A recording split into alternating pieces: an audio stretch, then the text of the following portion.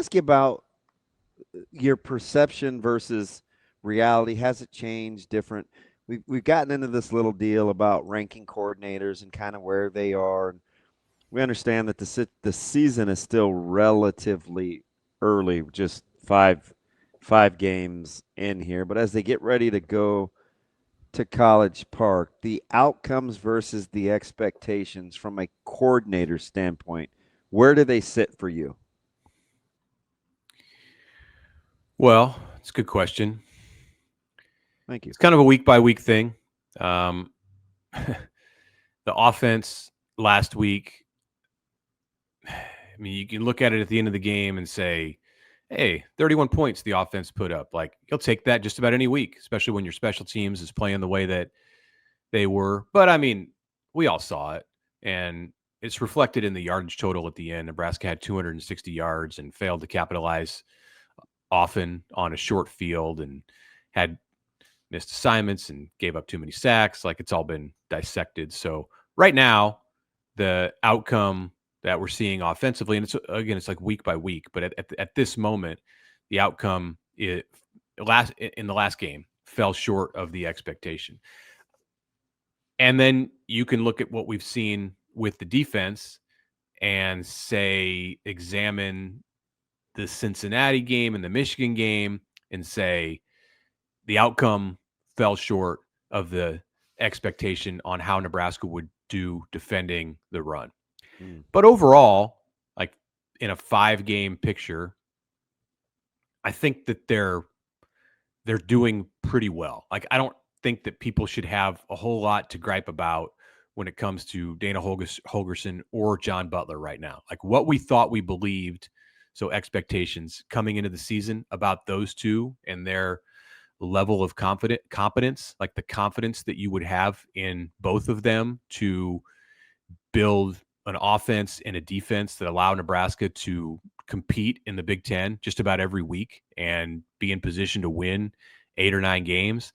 The outcomes are showing that like they're living up to the expectations. So yeah, in a 1-game setting, sure, there's times where you fall short, but they've won 4 of their 5 games, and I like their their chances here to do well in October and be in a good spot going into next month. Mitch, as you kind of look through Michigan State, Maryland, Minnesota, and then Northwestern, do you think Michigan State is the best team of that group? I don't. No.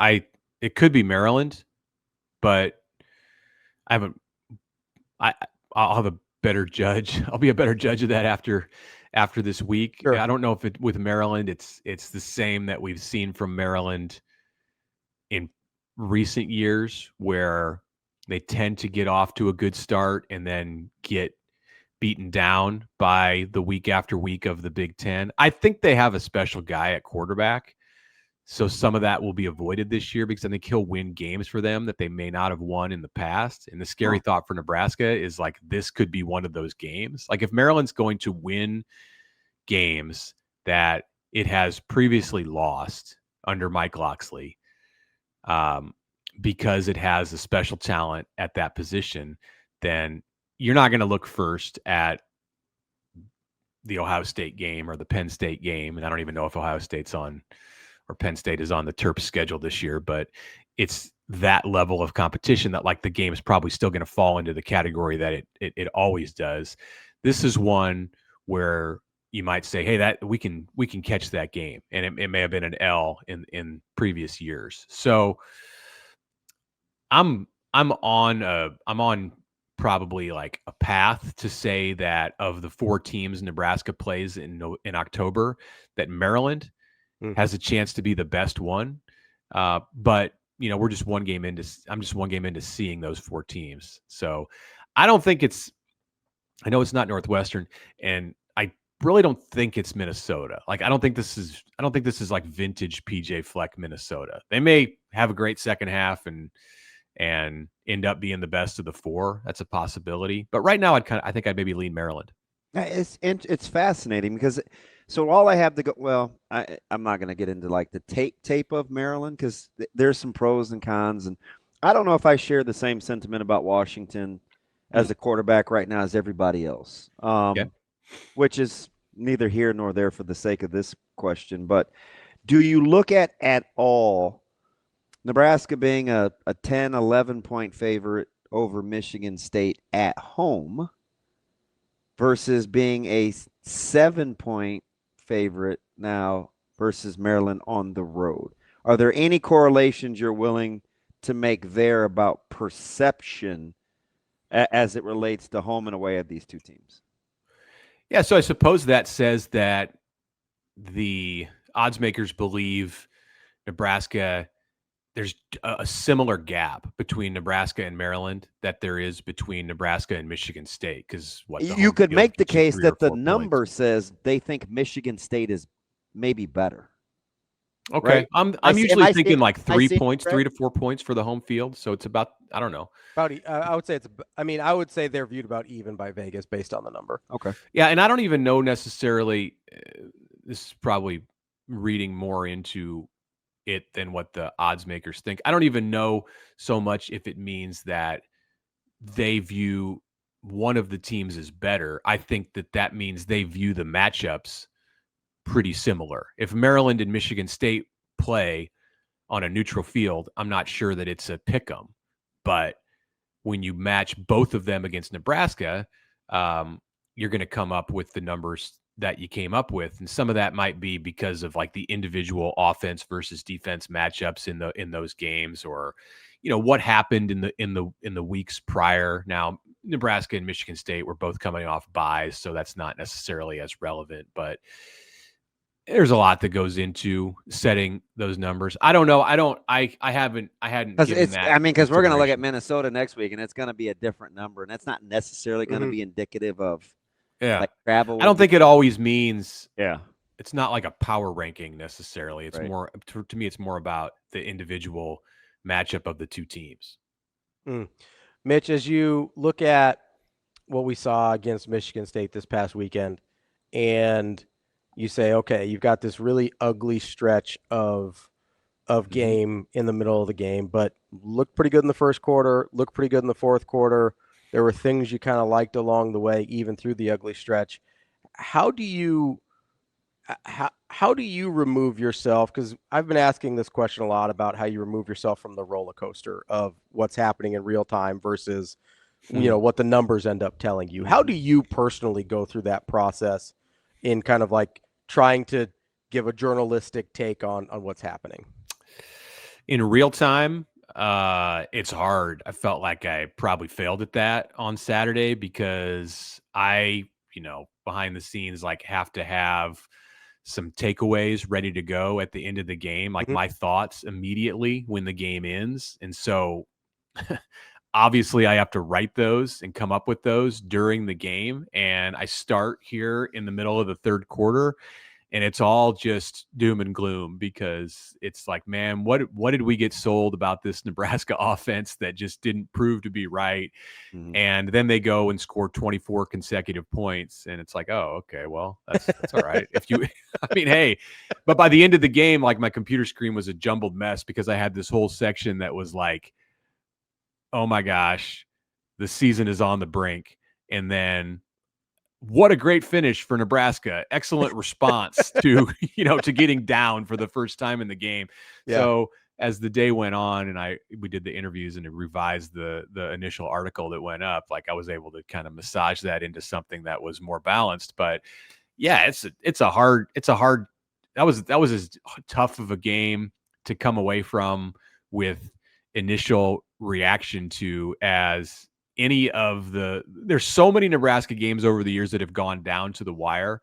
And so I'm like accustomed to having to write those things on the fly without necessarily knowing who's going to win. You kind of have to guess one way or the other in the third or fourth quarter and hope that you're right. And if you're not, maybe have a second version ready to go. I did that in the Cincinnati game, where I had one version of a story if Nebraska won and one if it lost.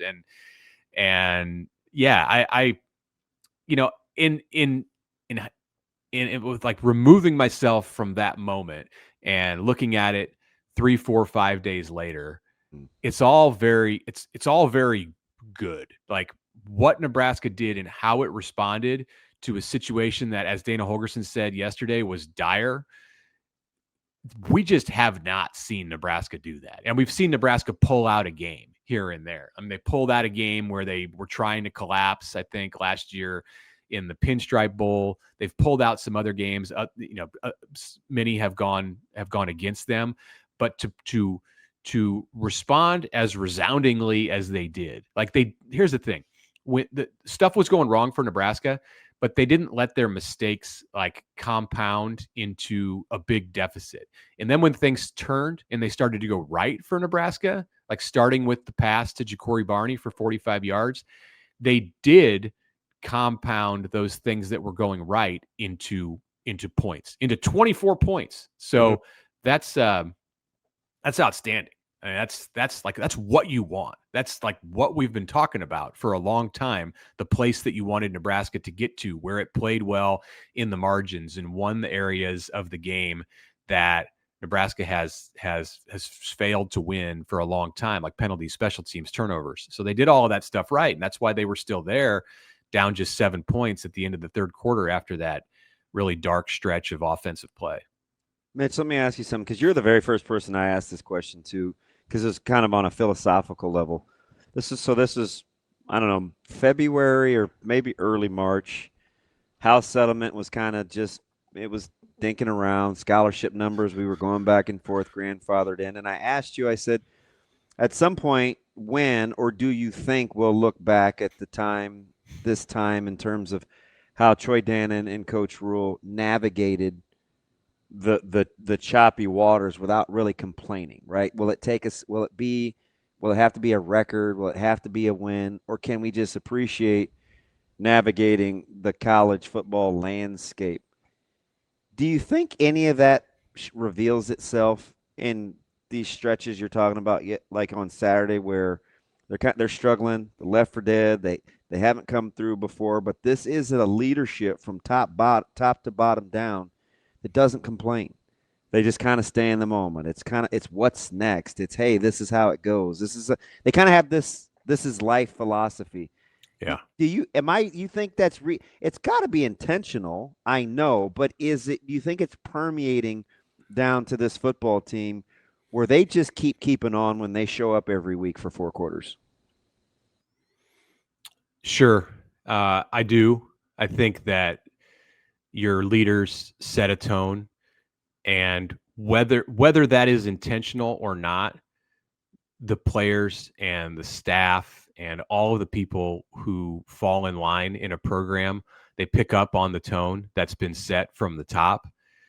I don't necessarily believe that with Rhule, I do think it's intentional, because I do think that he thinks about that stuff, and he considers his response to events that are happening in the offseason and how he makes decisions, whether it's in the transfer portal or with issues at large in college football.